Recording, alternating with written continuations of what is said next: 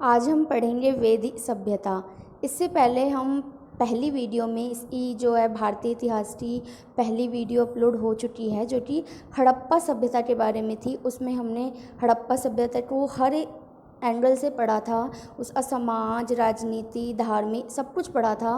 अंत में ये भी पढ़ा था कि वो नष्ट कैसे हुई। ये भी विवाद है क्योंकि अलग अलग इतिहासकारों के अलग अलग मत है कि हड़प्पा सभ्यता जो है नष्ट कैसे हुई।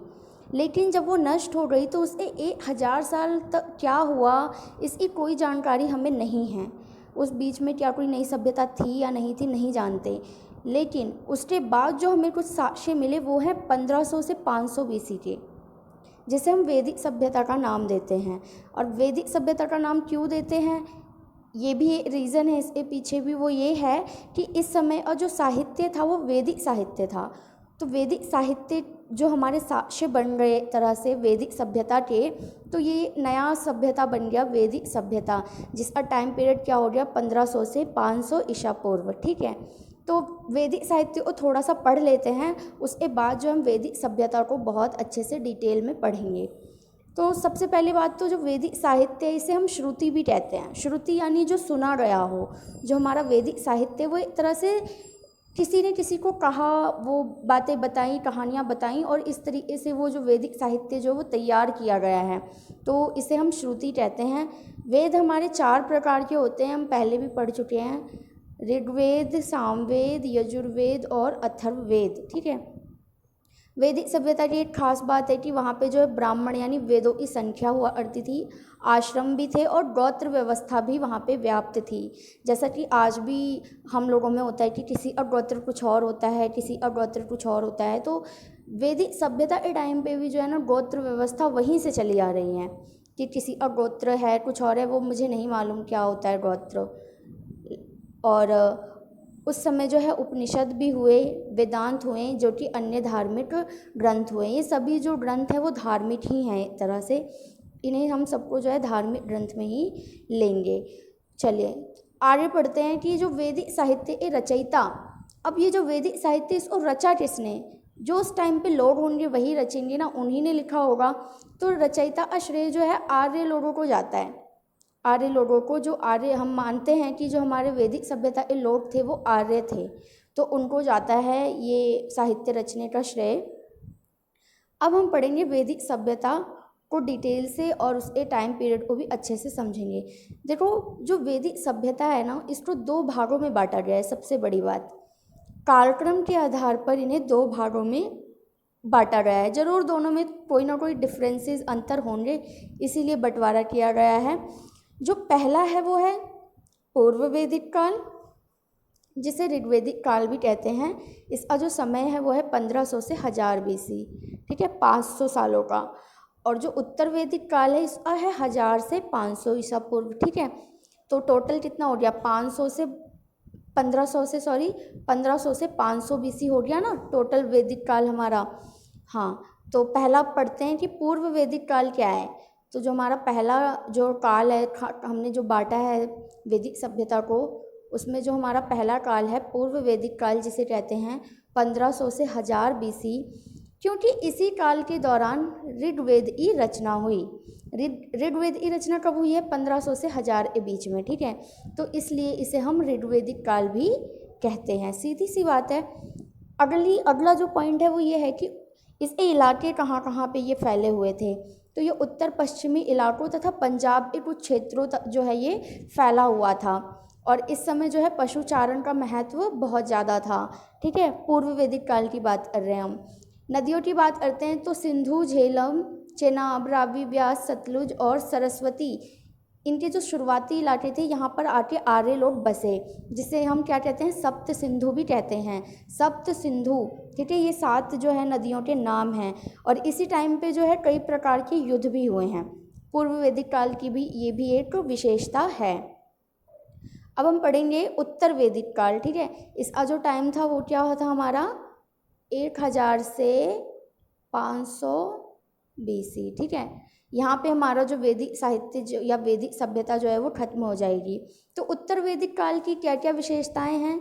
देखो, जो अन्य वैदिक साहित्य है, देखो ऋग्वेद की तो रचना हो गई, बाकी जो हमारे वेद है ना 3, और जो हमारे उपनिषद वगैरह हैं, उन सब की रचना जो है इस काल में हुई है, 1000 से 500 के बीच में। ठीक है, 1000 से 500 के बीच में। इसका जो स्थल था यानी कहाँ तक फैलाव था वो देख लेते हैं। यूपी, बिहार, मध्य प्रदेश इत्यादि स्थानों की तरफ जो है अग्रसर हुए, यानी आगे बढ़े जो आर्यव्रत थे, हमारे आर्य लोग थे। और पशुचारण के साथ साथ कृषि का भी महत्व बढ़ा है। मुख्यतः जौ यानी चावल जो है इसको कृषि में शामिल किया गया। और एक जानवर जो है अश्व यानी घोड़ा जो है, इसके द्वारा अनुष्ठानों के साक्ष्य बहुत मिले कि उस टाइम पे जो है घोड़ों का इस्तेमाल होता था अनुष्ठानों के दौरान। ठीक है, अब हम पढ़ते हैं राजनीतिक व्यवस्था। तो वैदिक सभ्यता की राजनीतिक व्यवस्था कैसी थी, वहाँ पे शासन चलता कैसे था? देखिए, जो कबीले होते थे ना, उनको हम क्या नाम देते थे? जन। ये हम वैदिक की बात कर रहे हैं, वैदिक सभ्यता की। और विश किसको कहते थे? कुल को या फिर परिवार को विश नाम से जाना जाता था। अगर राजनीतिक व्यवस्था की बात करें तो जो राजनीतिक व्यवस्था है वो नायक तंत्र आधारित था, यानी एक नायक होता था, राजा होता था सबसे ऊपर, जहाँ पे पुरोहितों की महत्वता थी। अधिकतर ये माना जाता है जो पुरोहित थे ना उस समय के पंडित, वही वहाँ के नायक हुआ करते थे। और नायक को किस नाम से जाना जाता था? गोप या फिर गोपति, ये 2 नाम हैं। वैदिक सभ्यता के टाइम पे जो हमारे पुरोहित हैं उनको गोप या फिर गोपति कहते थे, राजाओं को। उसके बाद जो है सभा और सभापतियों द्वारा राजन शक्तियों पर नियंत्रण रखा जाता था, यानी सभा और समितियां भी होती थी जो अदर शक्तियों को नियंत्रित करती थी। रथ व घोड़ों द्वारा परिपूर्ण था। अगर हम वैदिक साहित्य थोड़ी सभ्यता की बात करते हैं तो उस समय पे रथ और घोड़े बहुत अधिक मात्रा में थे, बहुत अच्छे से थे। ये तो था हमारी राजनीतिक व्यवस्था। अगर हम आर्थिक दृष्टि पर जाएं तो वैदिक सभ्यता का जो आर्थिक विकास था वो ये है कि पशुचारण जो है सबसे महत्वपूर्ण था। पशुचारण, जिसमें खास करके गायों को पाला जाता था। कृषि के प्रकलन में जौ, यानी मैंने अभी ऊपर भी बताया था, जौ यानी चावल की खेती बहुत होती थी। इसके साक्ष्य भी मिले हैं। एक जगह है अतरंजी खेड़ा, जहाँ से चावल के साक्ष्य मिले हैं। और वस्तु विनिमय प्रणाली थी। ठीक है, कोई मुद्रा नहीं थी, वस्तु के बदले वस्तु लो या दो। ठीक है, और गाय, भेड़, घोड़ा, इन सब का इस्तेमाल मुद्रा के रूप में इस्तेमाल होता था कि हमने आपको गाय दे दी, आपने हमको चावल दे दिया, यानी वस्तु के बदले हमने दूसरी वस्तु ले ली। सोने के सिक्कों का इस्तेमाल होता था। और एक चीज़, इस शतपथ ब्राह्मण, जो हमारा शतपथ ब्राह्मण है, एक तरह ये भी ग्रंथ है, इसमें कृषि गतिविधियों का उल्लेखन है। यानी एक तरह से शतपथ ब्राह्मण जो है कृषि का साक्ष्य है कि उस टाइम पे कृषि होती थी। आर्थिक पढ़ लिया हमने, सामाजिक परिवेश भी देख लेते हैं कि वहाँ का समाज कैसा था। बात करें समाज की तो हमारा जो समाज था वैदिक सभ्यता का वो था पितृसत्तात्मक अवधारणा, यानी पिता जो है वो घर का मालिक होता था। आज भी तो ज़्यादातर यही है, पुरुष प्रधान समाज है ना। देखिए, तो वो भी क्या था? पुरुष प्रधान समाज था। पुरुषों को महिलाओं से ज़्यादा हक अधिकार दिए जाते थे। केवल राजाओं को ही एक से अधिक शादी का प्रावधान था। बाल विवाह नहीं था, विधवा विवाह का भी प्रावधान था, सती प्रथा का अभाव था। स्त्रियों की अगर कुल मिलाकर देखे जाए तो दशा थोड़ी ठीक थी उस टाइम पे। नारी स्थिति में सुधार। ठीक है, अब ये पता कैसे चलता है? तो कुछ नारियों के नाम हैं, जैसे अपाला घोष और लोपा मुर्दा। ये 3 महिलाएं ऐसी हैं जो महिला कवयित्री थी, उस टाइम पे भी कविताएं लिखती थी, यानी उनको पढ़ाया गया होगा, शिक्षा दी गई होगी। तो इस आधार पे हम बताते हैं कि स्त्रियों की जो है हालत में सुधार था। सामाजिक वर्गीकरण की बात करें तो वही हमारा जो वर्ण सिस्टम है उसी आधार पे था। पहले क्षत्रिय, फिर ब्राह्मण, फिर वैश्य और शूद्र। पुत्र जन्म एक वरदान माना जाता था। आज भी तो ऐसा ही होता है, आज भी तो लोगों की सोच यही है कि पुत्र अगर घर में जन्म हो गया तो फिर वो एक वरदान की तरह माना जाता था। तो थोड़ा सा हम कोरिलेट कर सकते हैं अपनी वैदिक सभ्यता को। और एक बहुत ही ज़रूरी चीज़ है कि नाना, दादा, नाती, पोते, इन सभी के लिए शब्द प्रयोग होता था, उसे कहते हैं नप्त्र।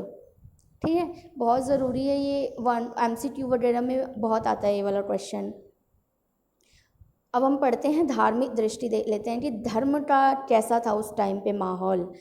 तो सबसे पहली बात तो जो पूजा की बात की जाए तो प्रकृति पूजन महत्वपूर्ण था। उस टाइम पे जो है प्रकृति की पूजा की जाती थी। और अगर देवताओं की पूजा की बात की जाए तो पुरुष ईश्वर यानी देवता, देवियों की तो नहीं, देवताओं की पूजा होती थी, जिसमें इंद्र हो गए, अग्नि हो गए, वरुण देवताओं की पूजा होती थी। धार्मिक यज्ञ जैसे कि अश्वमेध और वाजपेयी जैसे यज्ञों का भी हमें साक्ष्य मिलता है कि ऐसे यज्ञ भी होते थे, क्योंकि घोड़े वगैरह का साक्ष्य मिला है। और जो प्रजापति है यानी विश्व रचयिता रुद्र और विष्णु के अतिरिक्त भी बहुतों की जो है पूजाएं की जाती थी।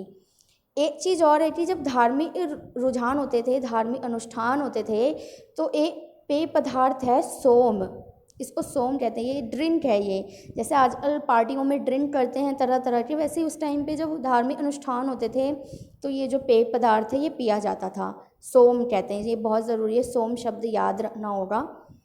अब हम वैदिक काल के कुछ अन्य साक्ष्यों के बारे में पढ़ लेते हैं कि और क्या साक्ष्य मिले हैं। साहित्य तो मिला ही है, लिटरेचर तो बहुत मिला है, साथ ही साथ कुछ आर्कियोलॉजिकल भी मिले हैं, जैसे कि काले एवं लाल मृदभांड, ताम्रपुंज और गेरुवर्णी मृदभांड, ठीक है ना, और धूसर मृदभांड मिले हैं अफ़गानिस्तान और पंजाब से।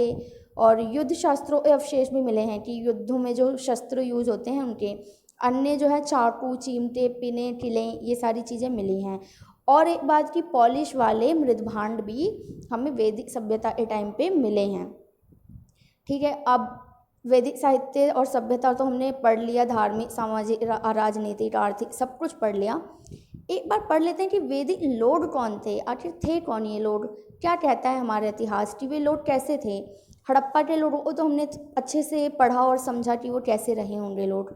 अब जरा वैदिक लोगों के बारे में पढ़ लेते हैं। तो वैदिक सभ्यता के लोगों के बारे में विभिन्न पुरातत्वविदों के विभिन्न मत हैं। इसमें भी थोड़ा विवाद है, कोई कुछ मानता है, कोई कुछ मानता है।